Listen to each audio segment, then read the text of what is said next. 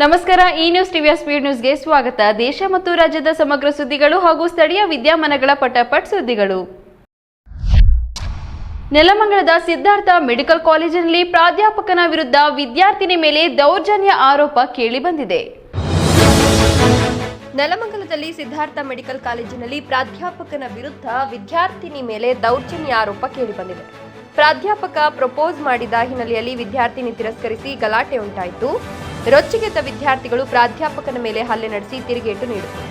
ಕ್ಯಾಂಪಸ್ನಲ್ಲಿ ಉದ್ವಿಗ್ನ ಪರಿಸ್ಥಿತಿ ನಿರ್ಮಾಣವಾಗಿ ಪ್ರಾಧ್ಯಾಪಕ ಸ್ಥಳದಿಂದ ಪರಾರಿಯಾದ. ನೆಲಮಂಗಲ ಗ್ರಾಮಾಂತರ ಪೊಲೀಸ್ ಠಾಣಾ ವ್ಯಾಪ್ತಿಯಲ್ಲಿ ಪ್ರಕರಣ ದಾಖಲು ಮಾಡಲು ಕ್ರಮ ಕೈಗೊಳ್ಳಲಾಗಿದೆ. ಯಸಗಲಹಳ್ಳಿಯಲ್ಲಿ ಮಹಿಳಾ ಹಾಲು ಉತ್ಪಾದಕರ ಸಹಕಾರ ಸಂಘದ ಚುನಾವಣೆಯಲ್ಲಿ ಅಕ್ರಮ ನಡೆದಿದೆ ಎಂದು ಆರೋಪಿಸಿ ಗ್ರಾಮಸ್ಥರು ಪ್ರತಿಭಟನೆ ನಡೆಸುತ್ತಿದ್ದಾರೆ. ಯಸಗಲಹಳ್ಳಿಯಲ್ಲಿ ಮಹಿಳಾ ಹಾಲು ಉತ್ಪಾದಕರ ಸಹಕಾರ ಸಂಘ ಅಧ್ಯಕ್ಷರ ಚುನಾವಣೆಯಲ್ಲಿ ಅಕ್ರಮ ಆರೋಪ ಕೇಳಿಬಂದಿದೆ.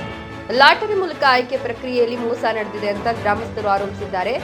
ರವಣಮ್ಮ ಆಯ್ಕೆಗೆ ವಿರೋಧ ವ್ಯಕ್ತಪಡಿಸಿದ ಮುನಿಲಕ್ಷ್ಮಮ್ಮ ಬೆಂಬಲಿಗರು ಧರಣಿ ಆರಂಭಿಸಿದ್ದಾರೆ.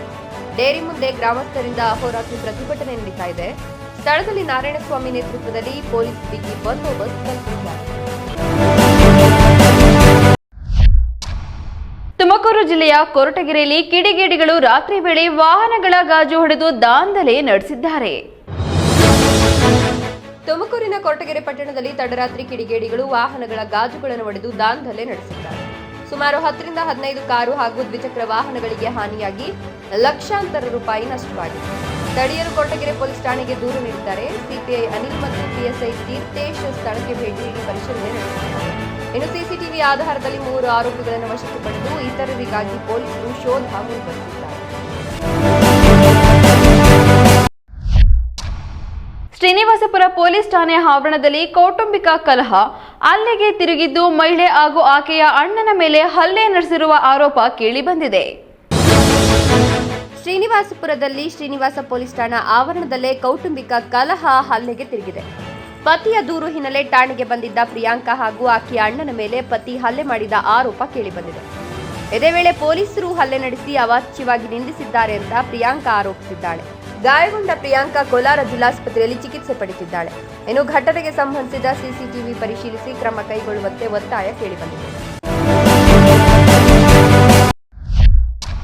ಶಿಡ್ಲಘಟ್ಟ ತಾಲೂಕಿನ ರೈತರು ಭೂಮಿ ವಶಪಡಿಸಿಕೊಳ್ಳುವ ಸರ್ಕಾರದ ನಿರ್ಧಾರ ವಿರೋಧಿಸಿ ಅಹೋರಾತ್ರಿ ಪ್ರತಿಭಟನೆ ನಡೆಸುತ್ತಿದ್ದಾರೆ.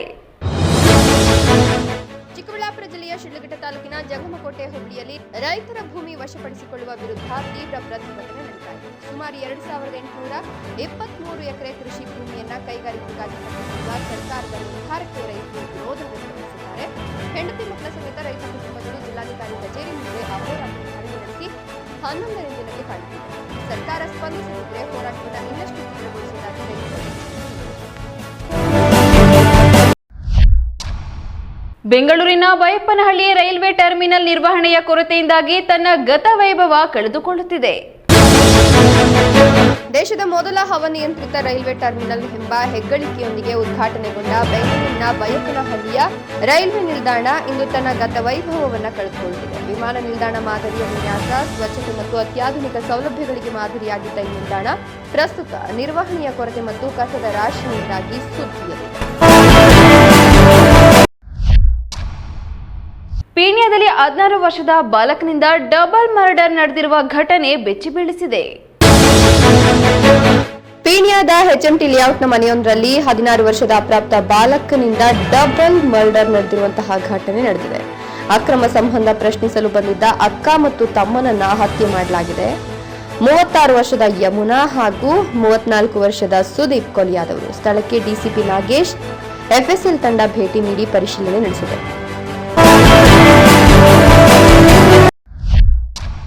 ಜಾಗತಿಕ ಸಮೀಕ್ಷೆಯಲ್ಲಿ ಪ್ರಧಾನಿ ನರೇಂದ್ರ ಮೋದಿ ವಿಶ್ವದ ಅತ್ಯಂತ ಜನಪ್ರಿಯ ನಾಯಕ ಸ್ಥಾನ ಪಡೆದಿದ್ದಾರೆ.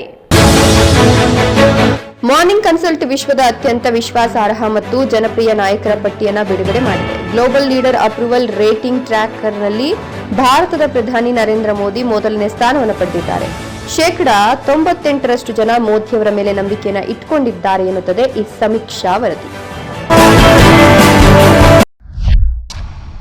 ಬಳ್ಳಾರಿ ಮೂಲದ ಯುವಕ ಸೇರಿ 12 ಮಂದಿಯನ್ನ ಭಯೋತ್ಪಾದಕ ಸಂಪರ್ಕ ಶಂಕೆ ಹಿನ್ನೆಲೆ ಪೊಲೀಸರು ಬಂಧಿಸಿದ್ದಾರೆ. ಬಳ್ಳಾರಿ ಮೂಲಭೂತವಾದದ ಬಗ್ಗೆ ಸೋಷಿಯಲ್ ಮೀಡಿಯಾದಲ್ಲಿ ಪ್ರಚಾರ ಹಾಗೂ ಭಯೋತ್ಪಾದಕರ ನಂಟು ಶಂಕೆ ಹಿನ್ನೆಲೆ ಬಳ್ಳಾರಿ ಮೂಲದ ಓರ್ವ ಯುವಕ ಸೇರಿದಂತೆ ದೇಶದ ವಿವಿಧ ರಾಜ್ಯದ 12 ಮಂದಿಯನ್ನ ಆಂಧ್ರಪ್ರದೇಶದ ವಿಜಯವಾಡ ಪೊಲೀಸರು ಬಂಧಿಸಿದ್ದಾರೆ. ಬಳ್ಳಾರಿ ನಗರದ 36 ವರ್ಷದ ಅಬ್ದುಲ್ ಸಲಾಂ ರಾಜ್ಯದಲ್ಲಿ ಅರೆಸ್ಟ್ ಆಗಿರುವ ಆರೋಪಿ. ಕರ್ನಾಟಕ ಸೇರಿದಂತೆ ಆಂಧ್ರ, ಬಿಹಾರ, ಮಹಾರಾಷ್ಟ್ರ ಒಳಗೊಂಡು ವಿವಿಧ ರಾಜ್ಯಗಳಲ್ಲಿ ಪೊಲೀಸರು ಕಾರ್ಯಾಚರಣೆ ನಡೆಸಿದರು.